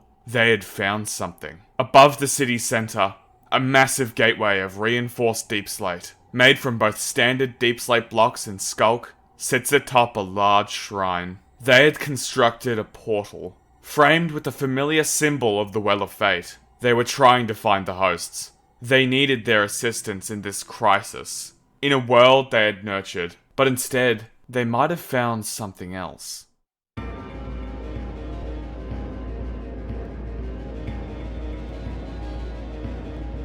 The tower is one of the most unique locations in Minecraft's mythos. It is secretive, yet often quite cheery with mysterious inhabitants that call to you, inviting you to enter and face the challenges within. The tower is a very distinct and magical place, with its description elaborating and stating, "The tower appeared mysteriously one day, as if it had somehow always existed and simply emerged from the clouds when it wanted to be found." Periodically, this brilliant structure also shifts between different layouts, in a manner that seems impossible, and likely different rooms will appear or disappear from each layout every time the tower rearranges itself. The tower, in these ways and more, is magical in its very nature, in a way not seen with anything else in the Minecraft universe, except the Well of Fate. In fact, the tower shares many other connections and similarities with the Well of Fate besides the obviously immense magical properties woven into their very form. The tower is full of iconography reminiscent of various aspects of the Well of Fate,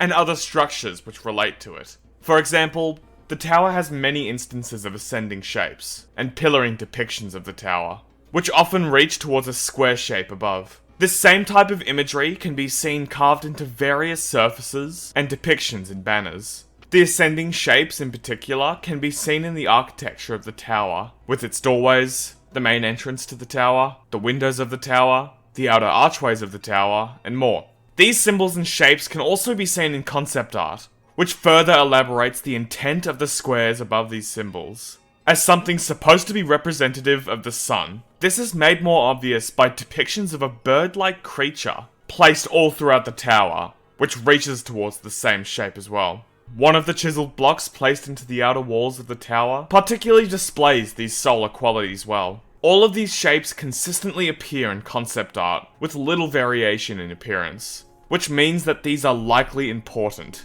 This same type of ascending symbol can actually be seen carved into structures linked to the Well of Fate, including the well itself. These ascending pillar markings reach upwards into a square, the sun, just like the symbols of the tower do. This rising shape can even be seen in the improvement hubs, the power towers created by knowledge, as well as the shape of the well portals that allow for transport between different locations, such as the villages and well houses, which can also be summoned and used by the hosts in the opening cinematic.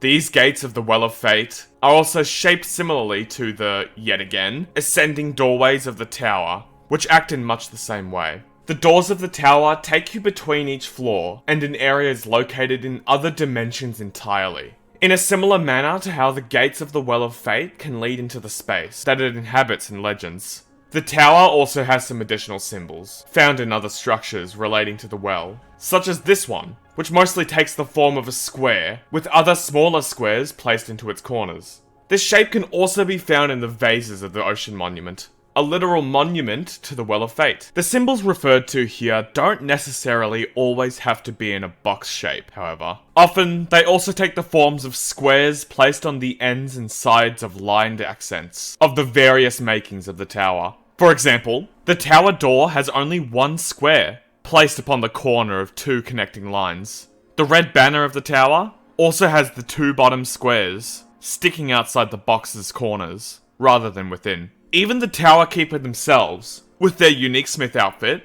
have these same squares, connecting to the sides and ends of the accent lines in their outfit. This symbol, which looks like a hollow diamond with 4 other shapes in its corners, can be found on the side of the tower, but also on the Adventure Hub, which actually seems to depict the bottom 2/3 of the Tower Keeper, with the same sort of eyes and lack of nose. This same type of shape can be found in the Abyssal Monument level, within the starting area of the Pyramid Point section of the structure, and deep into the Dry Dungeon. Along with similar examples of this symbol linking these structures, the sun is also depicted in this level, sometimes aligning with a brazier in the center, emitting similar light rays. This depiction of the sun makes sense, since we can see the ancient villagers seemingly revering the sun in places such as within the overgrown temple. Here, imagery of the sun can be found all about, with doors, murals, and even an entire sunroom, a place which seemed dedicated to the worship of its power. Because these same shapes appear in areas which harbour connections to the Well of Fate, whether of worship or otherwise,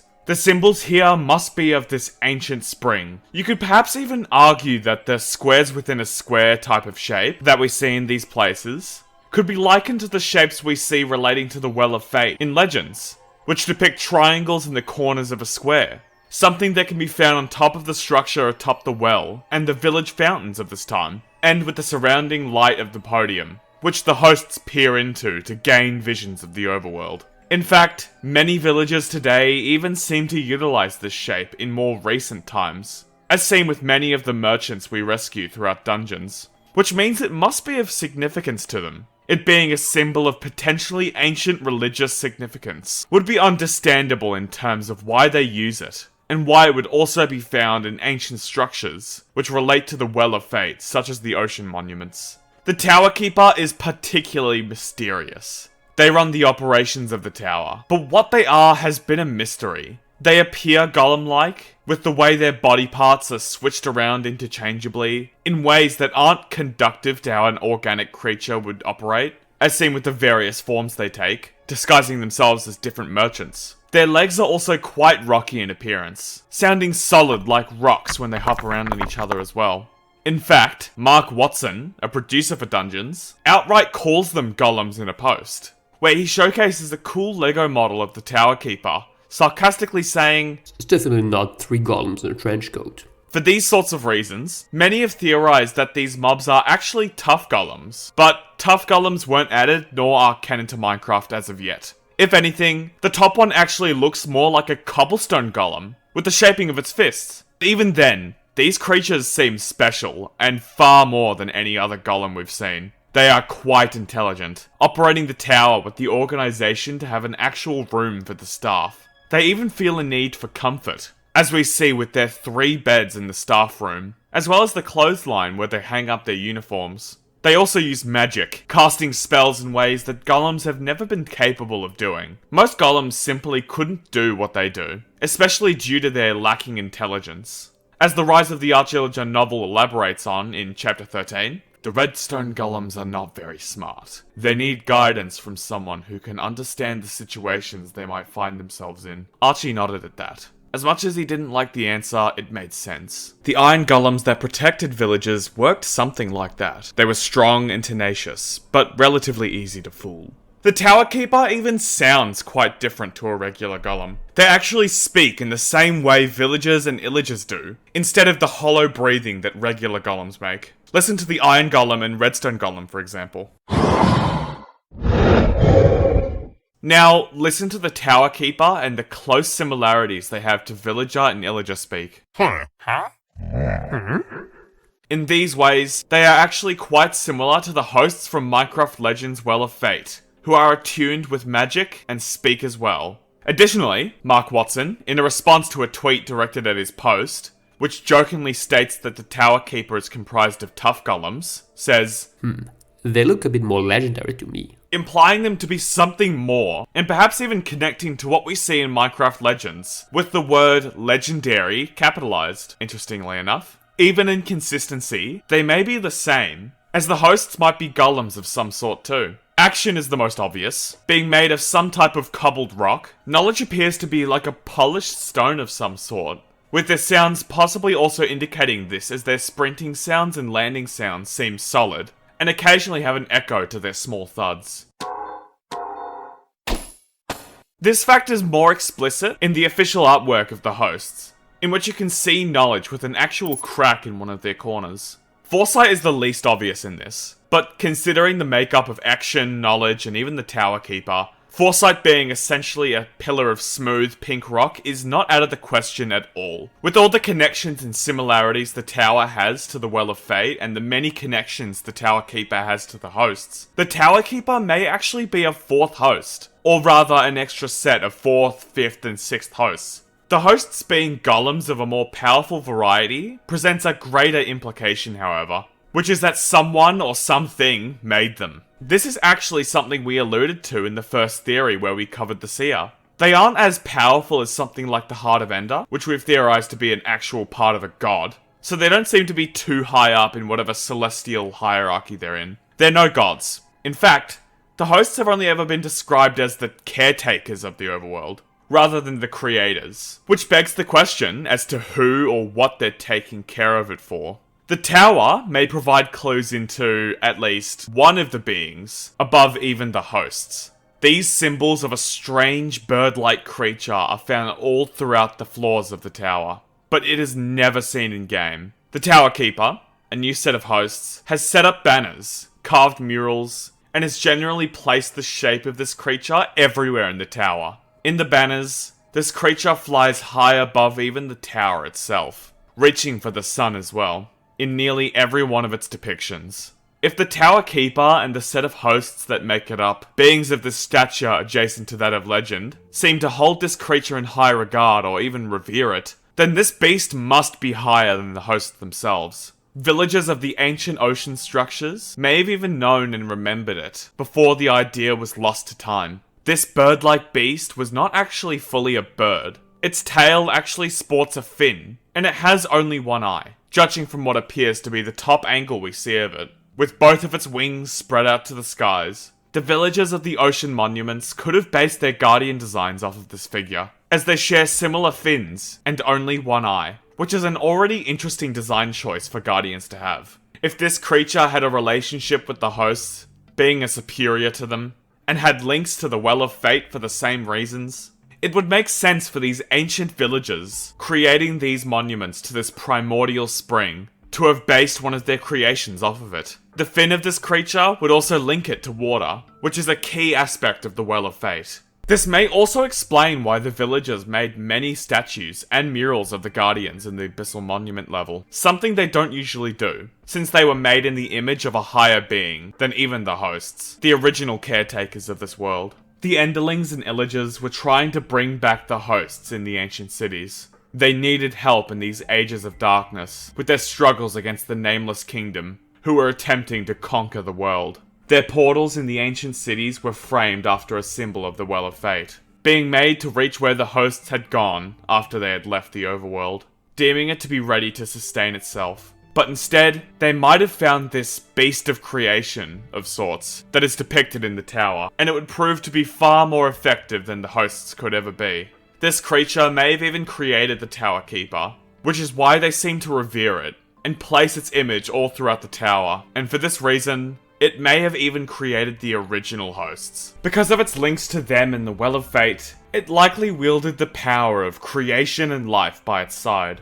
A detail that could be further hinted at in how it reaches for the sun, the source of warmth and life in the overworld, in all the murals and banners depicting it. Flames of creation are also a power which exists and could have parallels to this idea in many ways. For example, they're a source of warmth and life, and how they're literal flames, and are said to have been how the overworld became to be so populated with life, originally in legends. As some have pointed out in our community posts, this beast also bears some similarities to the ancient Egyptian god Ra, a being often depicted as having the head of a bird, with a solar disk representing the sun above it, almost like what we see in the banners of the tower.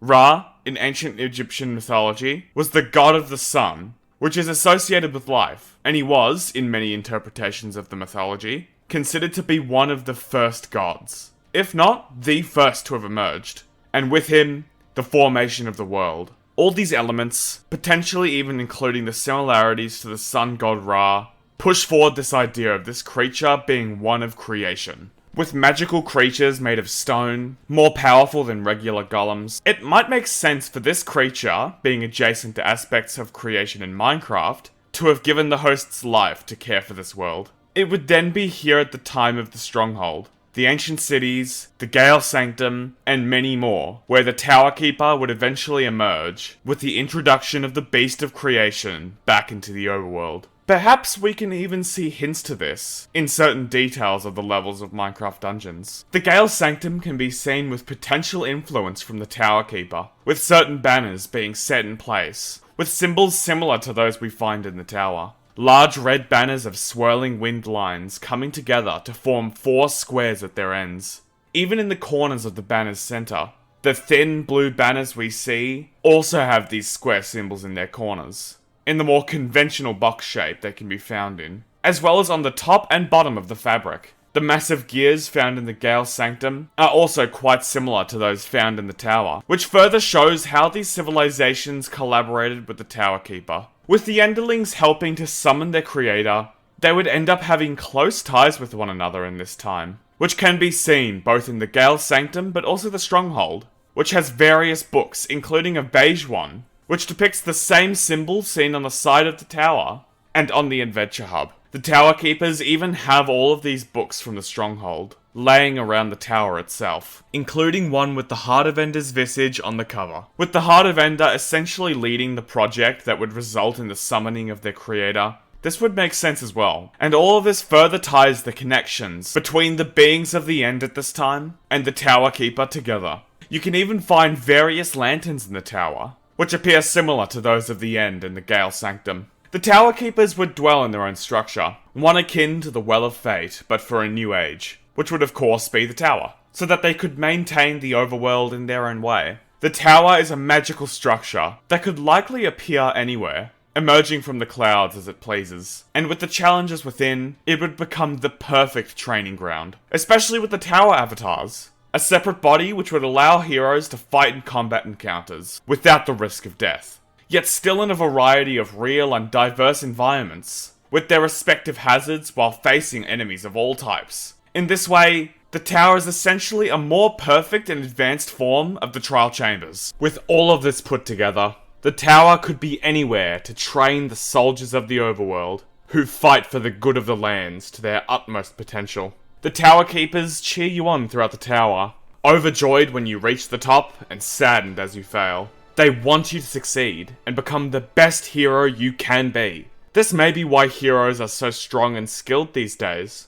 After all, the Nameless Kingdom likely would have wiped out any threat and enemy far faster if they had these skills by default. But they didn't. Despite their forces being made up of heroes, they never had training as effective as what these new hosts offered. Many of the Illagers, who had helped to summon the Tower Keeper's creator in the ancient cities, would have likely wanted to assist them as well. The hosts in the Well of Fate have been an important part of their cultural and magical interests, as we've stated in the ancient Illager theory. Their iconic cross symbol is even appropriated from this time of legends, as seen in the early villages and the banner improvement at the Well of Fate. Because of this, some Illagers separated from most long ago, becoming Tower Guards, servants of the Tower Keeper. Their voices even differ greatly from the other Illagers, possibly showcasing this separation. Almost like having a new accent of sorts. Listen to the voices of Royal Guards, compared to the Tower Guards.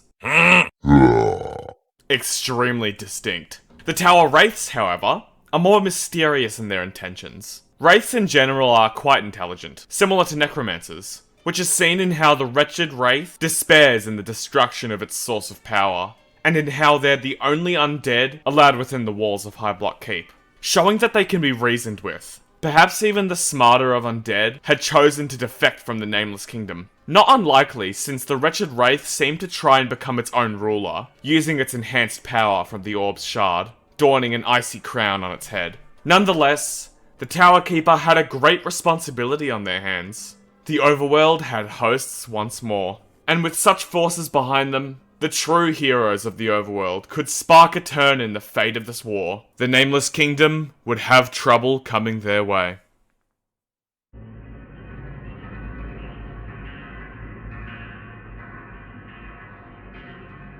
With the intervention of the Enderlings, the new hosts in the form of the Tower Keeper, and the stronger heroes of the Overworld, the Nameless Kingdom would be defeated. In an effort to preserve themselves through the ages, the remaining necromancers themselves would give up their living bodies, and the ability to bask in the light of the sun in exchange for life in undeath. Eventually, they would be forgotten to time, in both the memories of those who once were, and through the lands themselves. The description of the Desert Temple level says as much. The wind-blown sands of the Desert Temple have wiped away the traces of a vast and ancient kingdom. Even the identity of the ruler of this nameless kingdom would be lost to time. The narrator in the opening of the level explains, Deep within these halls awaits a powerful necromancer, the forgotten ruler of a nameless kingdom. Most people would simply come to accept the undead as a common part of the world, as if they were like any animal or natural aspect of nature. With the novel detailing Archie's perspective in chapter 14, saying he'd run into undead before, but he never thought too much about where they might come from. They just showed up every night, kinda like bats in the darkened sky and disappeared in the daylight. The idea that they might be directed by something or someone chilled him to the bone. For this reason, you never hear of the Nameless Kingdom or anything similar in Minecraft Legends. They're a forgotten detail, with only hints and traces to connect the dots back to them. For eons, they would be living in shadows, never drawing attention to themselves, as the world moved on and forgot about them, waiting for a chance to bring themselves to greater heights once more. At some point, the orb would be left behind and sealed away in what would become the ruins of High Block Keep. Its more sinister intents had emerged most likely, but with any luck and incredible time, it would have its way out. Someone would either find the orb once more, or, as it happened, it would find someone else to lure in for its next moves. Someone scared and vulnerable, easy to manipulate. No chance to be anyone's captive this time. The Nameless One, of course, anticipated the orb's return and counted on it. Chapter 19 of the novel, detailing the Nameless One's exposition, explains, I have waited for your rise as was long foretold, the Nameless One said in its deep and hollow voice. I have been patient for countless lifetimes, but it has paid off. You are finally here. The secretive nature of the Nameless One's plans is made more clear here, as the novel elaborates in his conversation with the Arch-Illager. I haven't heard a thing about you, Archie said, wondering if the Nameless One would take that as an insult. I had no reason to reveal myself until everything was ready. That moment has come. The Nameless One sought to ally itself with the wielder of the Orb of Dominance. Or more likely, the Orb itself, since it had the power which he needed for his plans. Saying to Archie, people with power like ours are fated to rule the land, and by forging an alliance with each other, we can guarantee our destinies. The reason it needs Archie is simple. As it states clearly, the Orb of Dominance has the power to make my minions, all of them, immune to the ravages of sunlight. The Orb plotted out Archie's path to steer him into meeting the undead ruler. As chapter 25 details, he created High Block Keep, and then the Orb had encouraged him to attack the village, just like now. That had gone poorly, which didn't seem like it could have been part of the plan. How was his fate be to fail? Unless it happened to steer him into the clutches of the Nameless One, the single creature with which the Orb of Dominance needed to negotiate. This confirms two important details. That it was really the Orb and the Nameless One negotiating in actuality, rather than Archie. And that the Orb seeked to cross paths with the Nameless One, for its own purposes, as the Nameless One had predicted it would, in some way. For either of them to rise from their lowly conditions, compared to what they once were and had, they needed each other, and they both knew this. In exchange for immunity to the sun, the Nameless One reluctantly grants the Orb of Dominance the means to fully control the undead outright, rather than simply manipulating them. On his way to raiding the Squid Coast once more, in what would be an ultimately successful mission, the Arch-Illager daydreams and ponders the future of his rising Illager empire, as the novel elaborates on his musings in chapter 25, stating, he could gather even more Illager tribes under his banner, and he could solidify his power from coast to coast. After that, Archie planned to send his Illagers far and wide, with the villagers as his unwilling workforce, building more and more golems for them. They could sail across the seas and conquer even distant lands. This dream would ultimately become a reality, as we see throughout various levels in the different DLCs of Minecraft Dungeons Island Realms.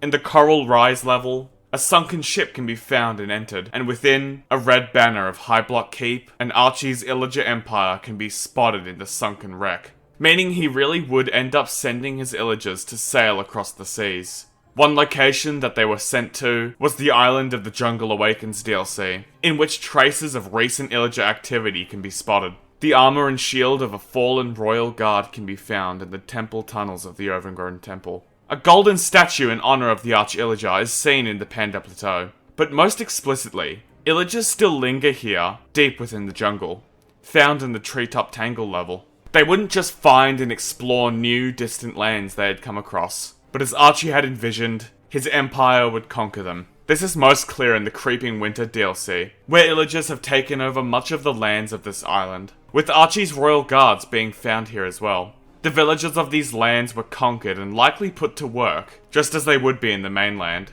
as we can see with the destroyed houses scattered across the frosted fjord, and more obviously with the outpost sub-dungeon, in which you can enter to find a village razed. The villagers who dwelled here are imprisoned in cages too. Beyond them can be found a large stone brick outpost, decorated with all the Illagers' banners, including those of High Block Castle, which practically confirms this to be a land the Arch-Illager's reign has reached. Even greater than this, however, is the existence of the Lone Fortress. The Lone Fortress was another massive construct of the Arch-Illager, similar to High Block Castle. Details hinting at this can be seen with the gargoyles, depicting Illager enchanters, the different statues of royal guards, the many banners of High Block Keep present here, the bailey of the structure, which has the same Ender Dragon doors that High Block Keep does, the Arch-Illager's throne, found in a new blue at the end of the level, the classic red throne placed in the dining hall, and, most importantly, the Royal Quarters sub-dungeons undeniably proves this place was another base of operations for the Arch-Illager,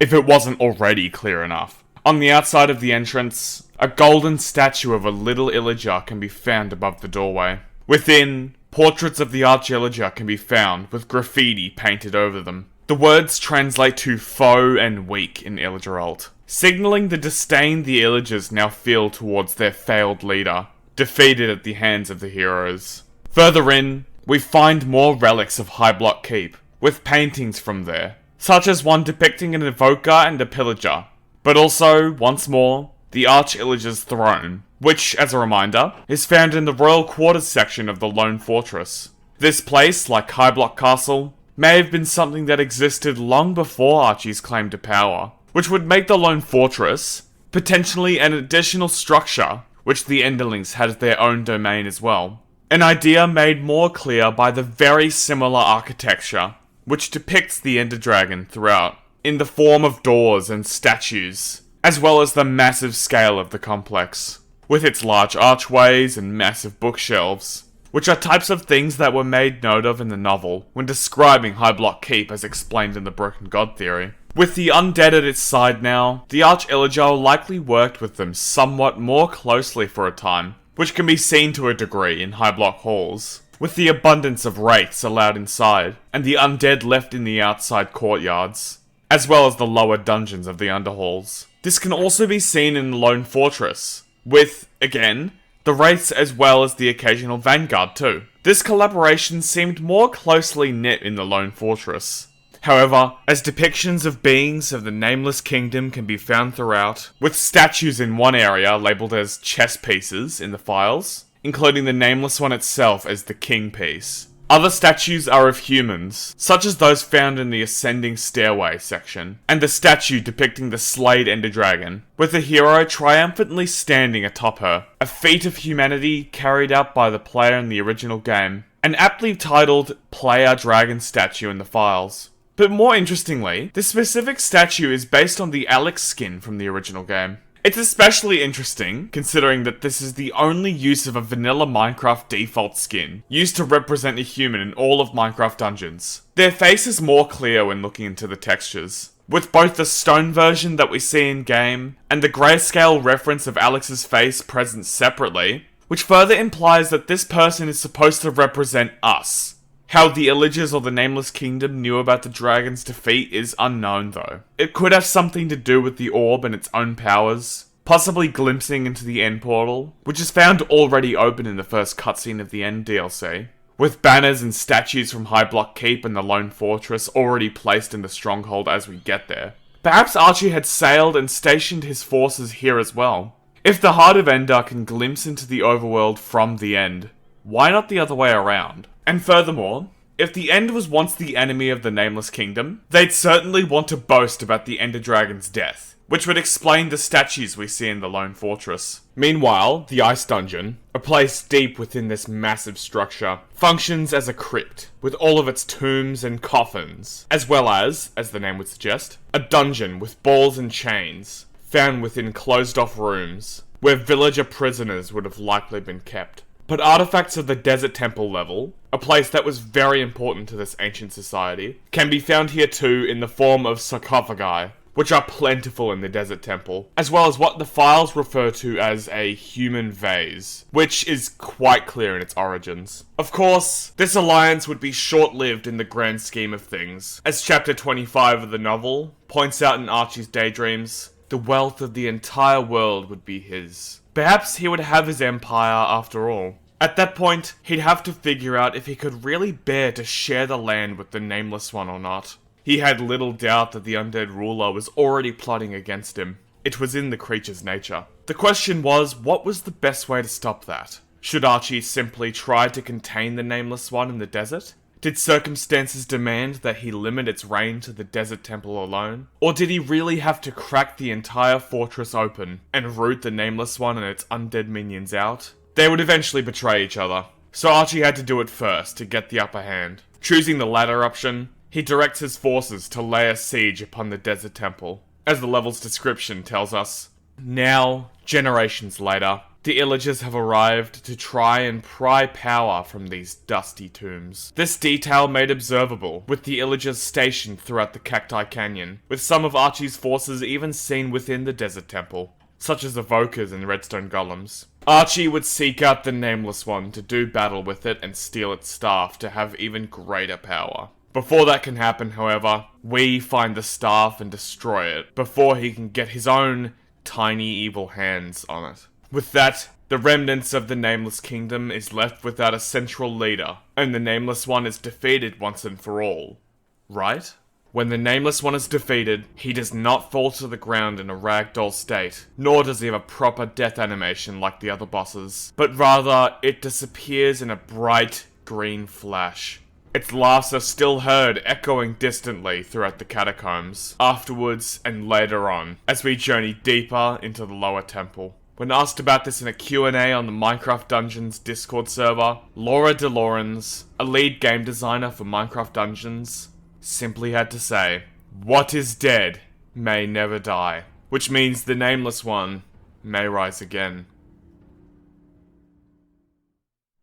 We've found so many answers, but more questions still remain nonetheless. What truly is the creature depicted in the tower? What is the Ender Dragon? Why do the creatures of the End make sounds of different mobs from other dimensions? Why had the Enderman eventually abandoned the Orb of Dominance? Perhaps that's a story for another time, but rest assured, we're not done yet.